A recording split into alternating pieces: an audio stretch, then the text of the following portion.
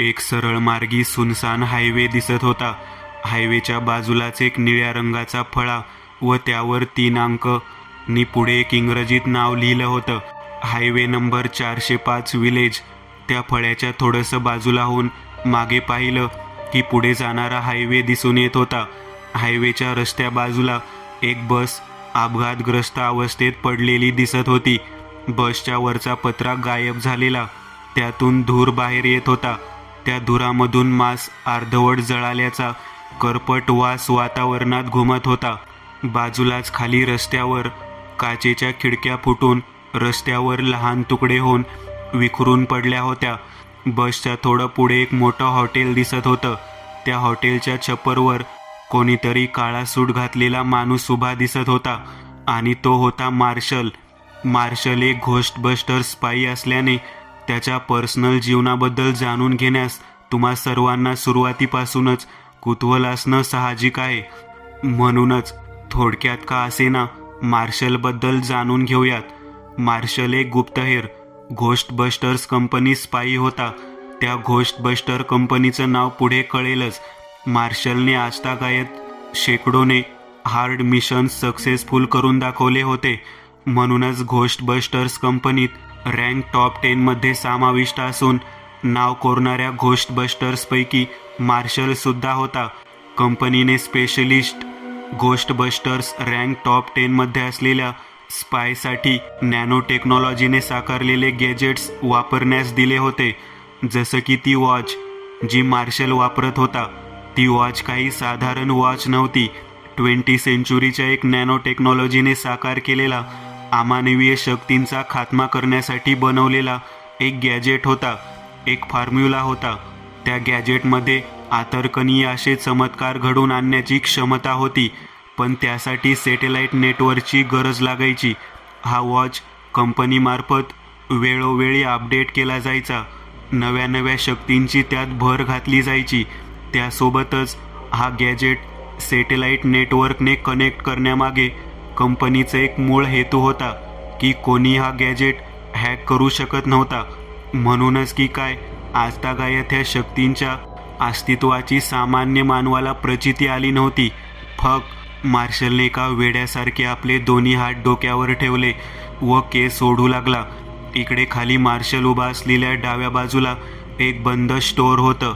त्याच स्टोअरमधून नील, सोज्वल, प्रणया मार्शलला पाहत होते. त्या तिघांसमोर जेमतेम 5 फूट आकाराचा कठडा होता. त्या कठड्याखाली लपून डोकं वर ठेवून हे तिघे मार्शलला पाहत होते. ह्याला काय झालं? हा असा का वागतोय? सोज्वल वर पाहत म्हणाला. अरे हा येडा तर नाही ना झाला? नील म्हणाला. नो, मला वाटतं की त्याच्या वॉचला रेंज येत नाहीये. प्रणयाने बरोबर ओळखलं. माय गॉड, आणि जर रेंज आलीच नाही तर? नीलने असं म्हणतच त्या कठड्यापासून पुढे पाहिलं. समोर 30 मीटर अंतरावर हायवे मधोमध शायना उभी होती. घाबऱ्या गुबऱ्या चेहऱ्याने आजूबाजूला पाहत होती. प्लॅननुसार सर्व काही रेडी झालं होतं. फक्त वॉचला रेंज मिळायला हवी होती बस. मार्शल हॉटेलच्या चौकोनी छपरावर उभा होता. त्याच्या पुढेच एक 6 फुटाचा जाडजूड कठडा होता. ज्या कठड्यावर मोठमोठ्या रंगीबेरंगी बल्ब्सने हॉटेलचं नाव कोरलं होतं. ते नाव होतं, पोरांनो माझं जेवण घ्या. थोडं गमतीदारच नाव, नाही का? असो. मार्शल त्या 6 फूट कठड्यावर दोन्ही हात ठेवून निराशाजनक चेहऱ्याने खाली पाहत होता. त्याला हायवेवर घाबऱ्या चेहऱ्याची शायना उभी दिसत होती, तर तिच्या उजव्या बाजूला स्टोअरमध्ये लपून बसलेले सोज्वल, प्रणया, नील त्याच्याकडेच पाहताना दिसत होते. डोक्यात विचारांची गर्दी जमा झाली होती. तुडुंब भरलेल्या बसमध्ये खिडक्यांना लटकून प्रवास करणाऱ्या प्रवाशांसारखे एक एक विचार डोक्यात शिरून चिटकत होते की अचानकच मार्शलला न जाणे काय सुचलं. त्याने त्या कठड्यावर प्रथम आपला उजवा पाय ठेवला, मग हात आणि दुसरा पाय ठेवत त्यावर उभा राहिला व उजवा हात, ज्या हातात वॉच होती, तो हात शेवटचा प्रयत्न म्हणून हलकेच वाकडं करत छातीपाशी आणला. निराशाजनक चेहऱ्यानेच मार्शलने वॉचमध्ये पाहिलं. हिरव्या स्क्रीनवर एक डिशसारखा अँटिना गोल गोल भिंगताना दिसत होता. नी बाजूलाच इंग्रजीत नाव संख्या दिसत होती. Formula V10 model 1 activate. क्षणात मार्शलच्या निराशाजनक चेहऱ्यावर आनंदाचा चपराक बसला. त्याच्या चेहऱ्यावर क्षणात एक हास्य झळकलं. मग खाली नील स्वज्वल प्रणया तिघांकडे पाहून त्याने हसतच एक हात उंचावून अंगठा त्या तिघांना दाखवला. तसा त्या तिघांनाही आनंद झाला. तिघांनी एकमेकांकडे पाहत हास्य केलं. त्यांना असं हसताना पाहून शायनाची आणि नीलची नजरानजर झाली. तिने डोळे वर करूनच इशाऱ्याने काय झालं असं विचारलं, तर त्याने रेंज मिळाली आहे असं हलकेच तिला सांगितलं, जे ऐकून तिच्याही चेहऱ्यावर एक मंद स्मित हास्य उभं राहिलं. मार्शलने आपल्या हिरवट रंगाच्या V10 वॉचमध्ये पाहत हलकेच स्क्रीनवर टच केलं. टच करताच तो डिशसारखा जागेवर हलणारा अँटिना, ती नाव, इंग्रजीतली नावसुद्धा गायब झाली. आता ह्या क्षणी स्क्रीनवर एका रांगेत 3 काळ्या रंगाने इंग्रजीत पुढील प्रमाणे नाव लिहिलेली दिसत होती आणि चौथा एक ऑप्शन होता. तो पिवळ्या रंगाने टिमटिमत होता. First search all information. ह्या ऑप्शनवर क्लिक करताच पुढे सर्च असं नाव येत होतं. सर्चवर टच करताच एक कीबोर्ड तिथे उघडायची. मग त्या कीबोर्डवर आपण जे काही सर्च करू, दुनियातलं सर्व काही, जसं की इतिहासातल्या किंवा अन्य विविध घटना ज्या सामान्य लोकांपासून लपवून ठेवल्या आहेत, विविध खाजगी यंत्रणेची माहिती, सामान्य लोकांचा सर्व डेटा, सगळंच्या सगळं आपण ह्या सर्च ऑपरेशनवर पाहू शकत होतो. इतकंच नाही तर दुसऱ्याच्या घरातली कॅमेरा फुटेजसुद्धा ह्यावर दिसत होती. मार्शलने ह्याच ऑप्शनचा वापर करून नीलची माहिती पाहिली होती, नाही का? पुढे ऑप्शन नंबर 2 मिशन इन्फॉर्मेशन. ह्या ऑप्शनवर क्लिक करताच ह्या स्पाईल मिशनची सर्व माहिती दिसू लागायची. आताही दिसत होती. त्यासहितच ह्या ऑप्शनवर स्पाईल किती पैसे मिळणार आहेत हे सुद्धा दिसायचे. पुढे ऑप्शन नंबर 3 ऑल वेपन्स. ह्या ऑप्शनवर क्लिक करताच पुढे एकूण 6 बंदुकी दिसायच्या. आता तुम्ही म्हणाल फक्त 6च, तर मी म्हणेल मित्र हो, त्या 6 बंदुकीची रचना, firing range, speed, reload, ammo काही साधारण वेपनप्रमाणे नव्हती. एक बंदुकीची गोळी एका 10 मजली बिल्डिंगला बेचिराग करेल अशी क्षमता ठेवत होती आणि तिला हाताळणारा काही चिल्ल्यापिल्ल्यांशी खेळणारा नसायचा. लक्षात असू द्या. तर मित्रांनो, सध्या एवढीच माहिती बस. पुढे पाहूच आपण. पुढे ऑप्शन नंबर 4 अर्जंटली बॉक्स. ह्या ऑप्शनवर क्लिक करताच ह्या फॉर्म्युल्याचा अपडेट, त्यासहितच मिशनमध्ये काही बदलाव झाले, काही माहिती अपुरी राहिली, तर ते इथे अर्जंट बॉक्समध्ये मेसेज यायचा. मेसेज आला की तो ऑप्शन पिवळ्या रंगाने टिमटिम करत चमकायचा. आताही तो ऑप्शन चमकत होता. काय झालं असेल, अपडेट की मिशनबद्दल काही माहिती? मार्शल स्वतःशीच विचार करत होता. कारण तो ऑप्शन उघडला आणि पुढून रामचंद आला तर, अचानक हल्ला झाला तर? शेवटी न राहून मार्शलने अर्जंट बॉक्सवर क्लिक केलंच. शेवटी महत्त्वाचाच बॉक्स होता. ऑप्शनवर क्लिक करताच समोर मिशनची माहिती दिसू लागली. तसा मार्शल मनातच ती वाचू लागला. मिशनची माहिती: urgent mission message, Timir the ghost hunters mysterious spy company. तर मित्र, हे आहे त्या गुप्तहेर कंपनीचं नाव बरं का. डिअर मार्शल, तुम्ही तुमच्या मिशनवर लाईव्ह असाल आणि हा मिशन लवकरच जिंकून परत याल अशी आम्ही आशा बाळगतो. काल तुम्हाला तुमच्या मिशनबद्दल जी काही माहिती दिली होती ती तुम्ही नक्कीच वाचली असेलच. डिअर मार्शल, आम्हाला तुमच्या मिशनबद्दल जी काही माहिती मिळाली ती तुम्हाला काल मेसेजद्वारे पोहोचवली गेली होती. पण आमच्या मिशन टीमने जो मिशन तुम्हाला दिला आहे तो खूप अवघड असून त्यावर घोस्ट, मॉन्स्टर्स, व्हॅम्पायर्स अशा भूताखेतांवर सर्च करून मिशनमध्ये माहिती देणाऱ्या आमच्या टीमने अजून खोलात जाऊन तपास केला आहे. त्यात आमच्या टीमला काही नवीन माहिती मिळाली आहे की तुमच्या घोस्ट एनिमीचं नाव रामचंद असून क्रामचंद आहे.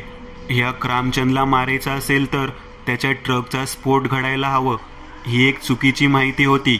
चुकीच्या माहितीसाठी क्षमा असावी. क्रामचंदला मारता येणं असंभव आहे, पण त्याला पुन्हा पाताळात धाडलं जाऊ शकतं हाच एक मार्ग आहे. त्यासाठी तुम्हाला एक अपडेट दिला आहे. तुम्ही तुमचं V10 फॉर्म्युला अपडेट करा. तुमच्या मॉडेल 1मध्ये हा हत्यार कार्यरत होईल की नाही हे सांगणं जरा असंभव जात आहे. असो, पुढे. अपडेट पूर्ण झालं की वेपन ऑप्शनवर क्लिक करा. त्यात तुम्हाला आता 7 वेपन दिसतील. त्यातली सर्वात शेवटची वेपन निवडा, जिचं नाव आहे अंतस्त्र. एक लक्षात असू द्या, अंतस्त्रामध्ये फक्त एकच गोळी शिल्लक असेल, जी तुम्हाला क्रामचंदच्या कपाळावर, भुवयांच्या मधोमध किंवा त्याच्या छातीच्या भागावर मारायची आहे. गोळी जर या 2 जागेंवर बसली तर क्रामचंदच्या मागे एक पोर्टल तयार होईल, ज्या पोर्टलात तो खेचला जाईल. पण लक्षात असू द्या, त्या पोर्टलात फक्त क्रामचंदच नाही तर अन्य मानवसुद्धा खेचला जाऊ शकतो. म्हणूनच क्रामचंदजवळ गोळी लागल्यानंतर कोणालाही जाऊ देऊ नये. असं म्हणतच मार्शलने मेसेज वाचायचं बंद केलं. मेसेज संपताच खाली अपडेट असं इंग्रजीत नाव दिसत होतं. अपडेट होत 12 GB. आता तुम्ही सर्व म्हणाल, 12 GB अपडेट म्हटल्यावर 1 तास तरी लागणारच नाही का? पण मी म्हणेल, अहो नाही हो, फक्त 1 मिनिटातच होणार होतं अपडेट. कारण V10 साठी special high speed satellite networking system अद्ययावत होती. जिथे भारतात अद्याप 5G आलं नव्हतं, तिथे V10 साठी 6G रेंज दिली गेली होती. आणि या सुविधेपासून फक्त प्राईम मिनिस्टर सोडून पूर्ण दुनिया अजान होती. Update successful. V10 मधून हलकासा स्त्रीचा आवाज आला. मार्शलने लागलीच वेपन ऑप्शनवर क्लिक केलं. सांगितल्याप्रमाणे 7 वेपन दिसून येत होत्या. मार्शलने 7व्या ऑप्शनवर क्लिक केलं. एक विशिष्ट प्रकारचा आवाज होत फाईल उघडली. आता त्या फाईलमध्ये एक स्निपर AWM टाईप बंदूक दिसत होती, जिची पुढची नळी जरा जास्तच लांब होती. बंदुकीच्या वर अंतस्त्र असं इंग्रजीत चंदेरी रंगात नाव चमकत होतं. बंदुकीच्या बाजूलाच ऑनलाईन एकच पाण्यासारखी शुद्ध दिसणारी गोळी जागेभोवती गोल गोल भिंगताना दिसत होती. त्या गोळीची रचना पाण्यासारखी, जणू पाण्यानेच बनवली असावी अशी दिसत होती. बंदूक व गोळीच्या खाली बंदुकीची काही माहिती दिली होती. तीच पुढील प्रमाणे: सहस्त्र हजारो वर्षांपूर्वी जेव्हा देवदानवांचं युद्ध व्हायचं, ज्या युद्धात दानवांची शक्ती, सेना अफाट असल्याने देवांना नेहमीच माघार परतावी लागायची. देव सतत माघार परतत असल्याने दानवांना चेव चढत होता, ज्याने पृथ्वीलोक, स्वर्गलोक, परीलोक, ब्रह्मलोक आदी लोकांवर दानवांनी हौदोस घालायला सुरुवात केली होती. ह्याच ज्याच्यामुळे करोडो देवतांनी आपली शक्ती एकरूप करून एक शस्त्र बनवलं, आणि ते होतं अंतिम शस्त्र, म्हणजेच हा अंतस्त्र होय. देवतांनी शस्त्र बनवलं खरं, पण शस्त्र एकच असल्याने त्याचा वापर करणार कोण, हा एक मोठा डावपेच समोर उभा राहिला. शेवटी करोडो देवतांचं एक मत ठरलं आणि साक्षात विघ्नहर्ता, दुःखहर्ता श्री गणेशांना ह्या शस्त्रास वापरण्यासाठी सर्वांनी विनंती केली. शेवटी श्री गणेशच होते विघ्नहर्ता.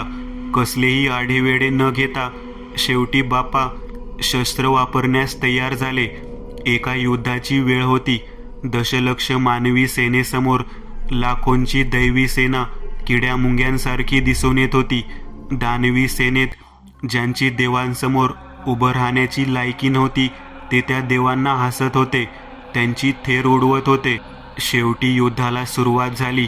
घमासान ज्वालामुखीचा उद्रेक चहूदिशेंनी उफाळून उठावा तसं युद्ध सुरू झालं. तलवारींचा स्वर उभा आसमंत दणानून सोडू लागला. काळ्या रक्ताचा पाट जमीन ओली करू लागला. बापांनी शेवटला अंतिम अस्त्र उर्फ अंतस्त्र बाहेर काढलं आणि तिचा वापर सुरू केला. पाहता पाहता दानवांची संख्या कमी होऊ लागली. एक एक दानव कोळशासारखे निखारे उडवत जागेवर भस्म होऊ लागला. अंतिम अस्त्र उर्फ अंतस्त्रची शक्ती पाहून वाचलेले दानव पळून गेले, परंतु त्यांच्या मनात अंतस्त्रविषयी असलेली भीती मात्र तशीच राहिली. ही थोडक्यात माहिती आम्हाला एका पुराणात मिळाली. ती किती सत्य आणि असत्य ह्याची जबाबदारी कंपनी घेत नाही. आता शेवटचं, जी बंदूक तुम्हाला दिली आहे ती अंतस्त्राची एक शेवटची मॉडेल असून तिचा योग्य वेळी वापर करून क्रामचंदवर वार करा. धन्यवाद. मेसेज संपला होता. मार्शलने पुढे V10 वॉचमध्ये दिसणाऱ्या अंतस्त्र उर्फ अंतिम अस्त्रवर हलकेच टच केलं. टच करताच V10 वॉच सक्रिय झाली. त्यामधून काही विशिष्ट आवाज बाहेर येऊ लागले. त्या छोट्याशा चौकोनी V10 फॉर्म्युलामधून निळसर शुभ्र प्रकाश बाहेर पडू लागला. त्या निळसर शुभ्र प्रकाशात काही वेळांनी लहान लहान धुलीकण पापण्यांची उघडझाप होत असल्याप्रमाणे टिमटिमताना दिसून येत. तो प्रकाश रात्रीच्या अंधारात शेकडो रात काजव्यांचा झुंड जसा एका ठिकाणी थांबला आहे असं वाटून देत होता. खाली उभ्या नील, शायना, सोज्वल, प्रणया ह्या चारही सामान्य मानवांच्या बुद्धिपल्ल्याडचं दृश्य होतं हे, जे पाहून त्या सर्वांच्या तोंडाचा आ वासला. तो वाचलाच गेलेला. डोळे आश्चर्यकारकरित्या विस्फारले होते. ह्या कलियुगात सुद्धा असं काही चमत्कार घडू शकतं ह्यावर त्या चौघांचा विश्वासच बसत नव्हता. मार्शलच्या हातात असलेला V10 फॉर्म्युला निळसर गडद प्रकाश बाहेर फेकत होता. काहीतरी विलक्षण घडलं जात एक अनोखी शक्ती जन्मास येत होती. मार्शलच्या हातात असलेला V10 फॉर्म्युलेच्या आतून निळसर गडद प्रकाश बाहेर येत होता. झाडाची खोड जशी खाली जमिनीत रुतली जातात त्याच प्रकारे V10 वॉचमधून शुभ्र निळसर धुलीकणांहित स्फटिक प्रकाशासहित लहान लहान पिवळसर विजा सळसळ करत बाहेर येऊ लागल्या. पिसाळलेल्या मुंगळ्यांसारख्या मार्शलच्या हातावर चढू लागल्या. काही वेळा अगोदरच जो निळसर पिवळ्या प्रकाशाचा झगमगाट चांगला वाटत होता तोच आता भेसूर दिसू लागला होता. System overload, system overload. एका पाठोपाठ V10 वॉचमधून फिमेल रोबोटिक आवाज येऊ लागला. सळसळतं त्या पिवळ्या जर्द विजा V10 वॉचमधून मार्शलच्या उजव्या हातावरून वाकड्या तिकड्या फिरत वर जात होत्या. मार्शलच्या मुखातून वेदनादायी आवाज बाहेर येऊ लागला. नक्कीच काहीतरी गडबड झालेली दिसत होती. ओ माय गॉड, मार्शलला काय होते? मार्शलच्या ओरडण्याचा आवाज ऐकून नील चिंतेच्या स्वरात म्हणाला. सोज्वल, प्रणया, शायना तर फक्त एकटक मार्शलच्या हातावरून सळसळत वर जाणारा तो पिवळा धमक प्रकाश पाहत होत्या. मार्शलच्या डोळ्यात तो पिवळा प्रकाश दिसला जात एक दोन अश्रू टपकन बाहेर आले. V10 वॉचच्या चौकोनी स्क्रीनवर आता हलकेच सेकंदाला लाल रंग चमकू लागला आणि एक सूचना येऊ लागली. माफ करा V10 वापरकर्ता, आपलं शस्त्र मॉडेल 1 मध्ये कार्यरत होऊ शकत नाही. ह्या शस्त्राकरिता V11 मॉडेल 2 ची गरज भासत आहे. जर तुम्ही 10 सेकंदात V10 मॉडेल ऑफ केली नाहीत तर V10 मॉडेल 1 वापरकर्त्यास हानिकारक इजा पोहोचवत स्फोट होऊन जाईल. सूचना सांगून होताच त्या चौकोनी लाल स्क्रीनवर इंग्रजीत आकडे दिसू लागले. काउंटडाऊन सुरू झाला गेला. 1, 2, 3, 4. प्रत्येकजण जाणाऱ्या आकड्यासहित स्क्रीनवर दिसणारा लाल रंग अधिकच गडद होत चालला होता. कोणत्याही क्षणी V10चा स्फोट घडणार होता.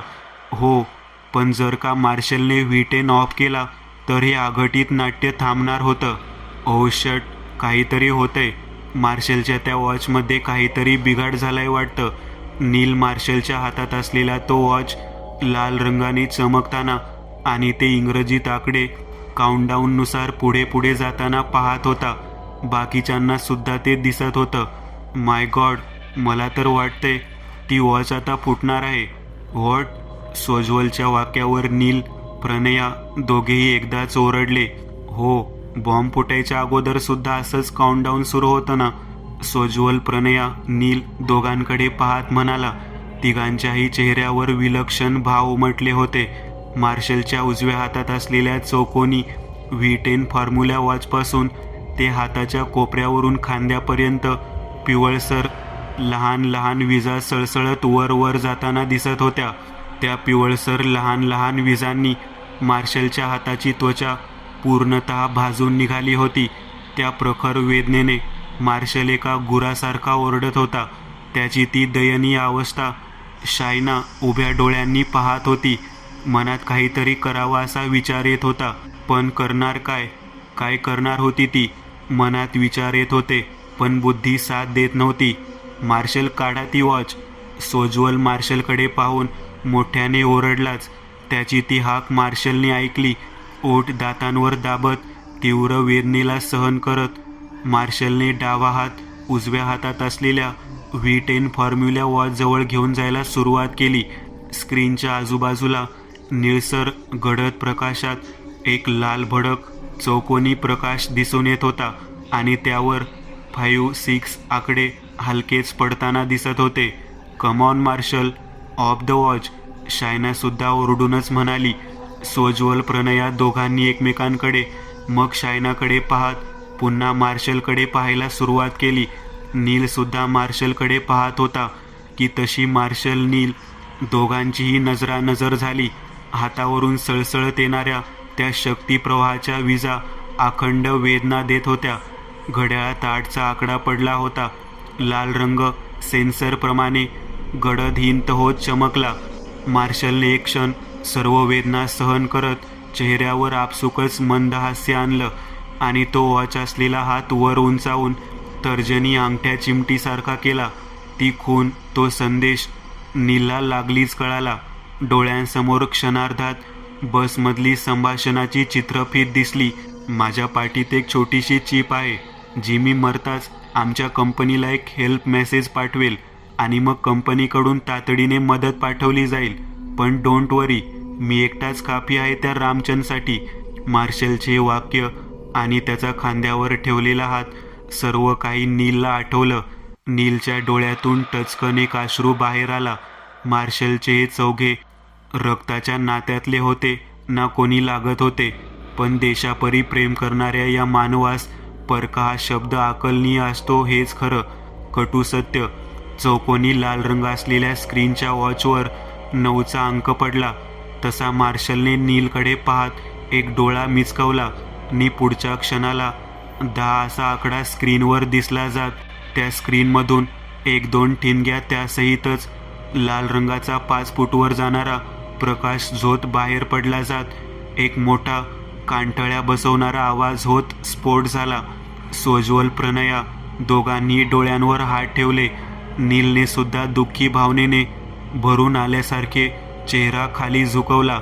मग काही वेळाने सर्वप्रथम शायनाकडे पाहिलं. ती अद्याप वर पाहत होती की तेवढ्यात नकळत त्याची नजर कसली तरी चाहूल लागल्याप्रमाणे उजव्या बाजूला वळली.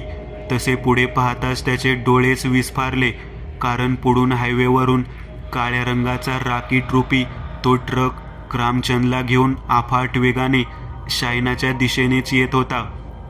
व एक भयान बाब अशी की ट्रकच्या बोनेटवर एक बिनधडाचं प्रेत हातांनी दोरी बांधून अडकवलं होतं. विंडशिल्डमधून लाल रंगाचा प्रकाश दिसत होता आणि ड्राईव्ह सीटवर बसलेला रामचंद वकवकणाऱ्या नजरेने शायनाकडे पाहत होता. क्षणात नीलची धांदल उडाली. एक वेळ त्याने शायना, मग त्या ट्रककडे पाहिलं. मार्शल, जो की ह्या सर्वांना वाचवणार होता, तोही आता मरण पावला होता. परंतु त्याचं बलिदान व्यर्थ जाणार नव्हते.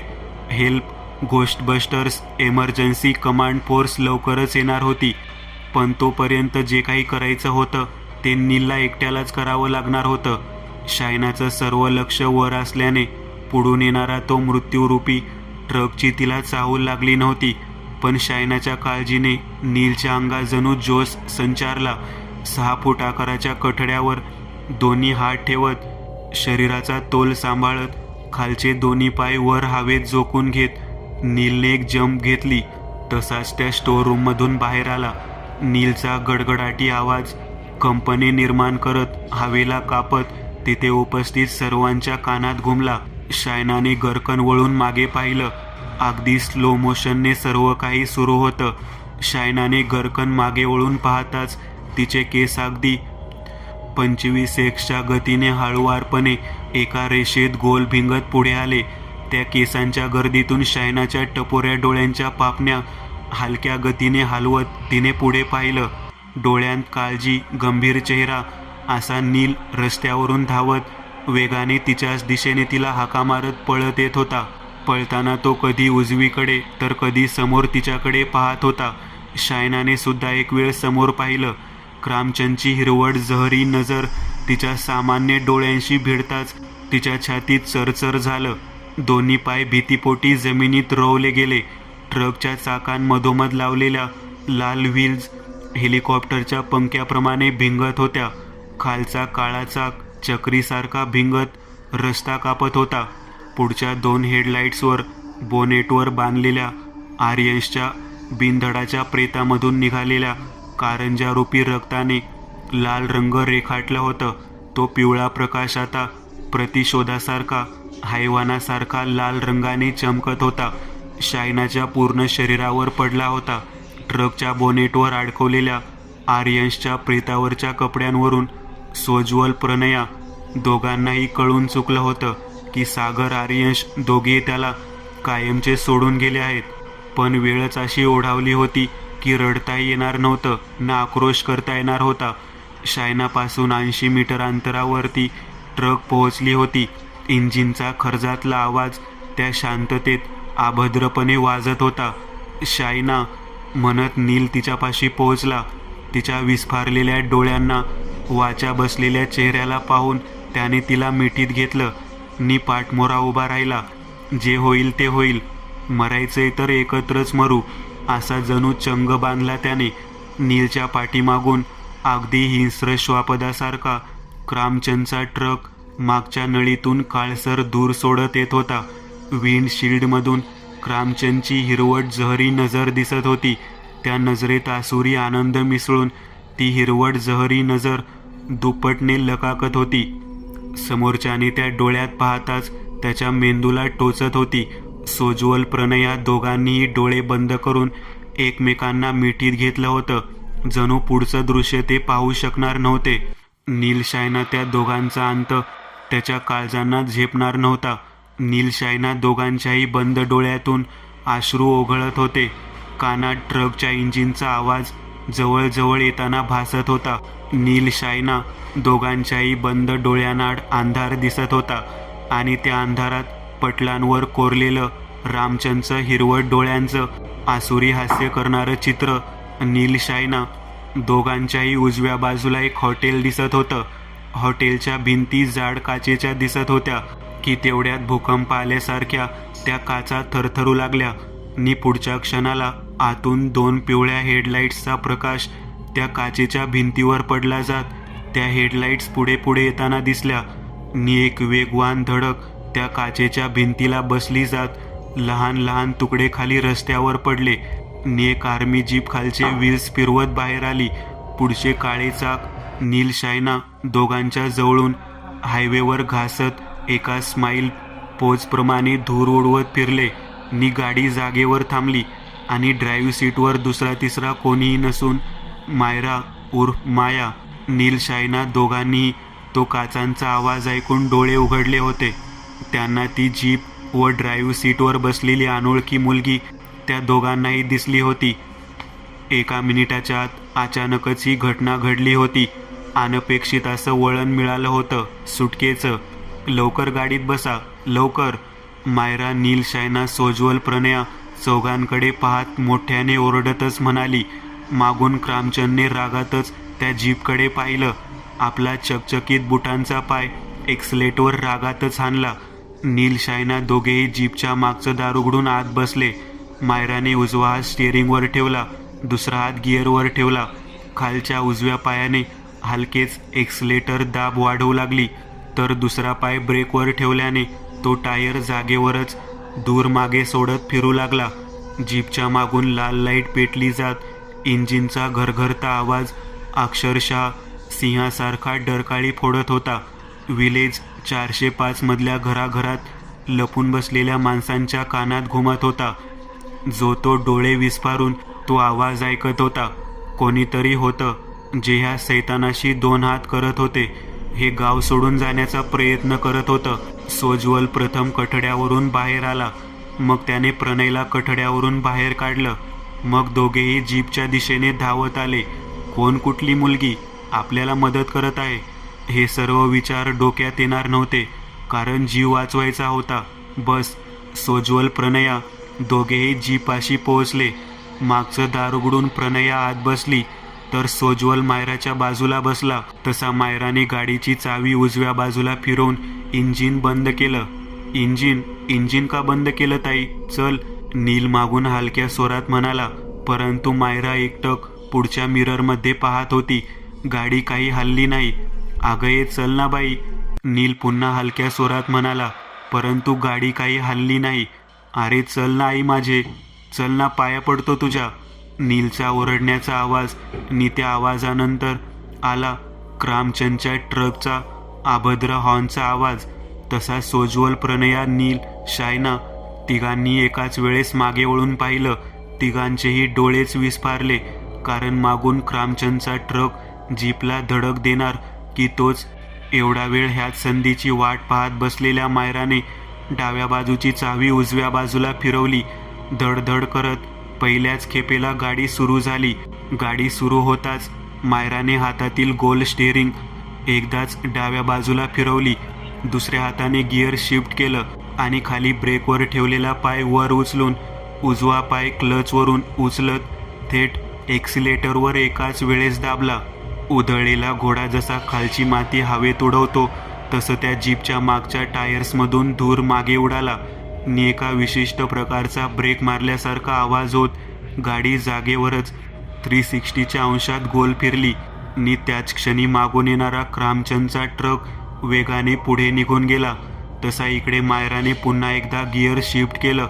एक्सिलेटरवर पायाचा दाब वाढवला. तसे गाडी व्हील फिरवत मागच्या नळीतून धूर उडवत मागून 2 हेडलाईटचा लाल प्रकाश दाखवत पुढे पुढे निघून जाताना दिसू लागली.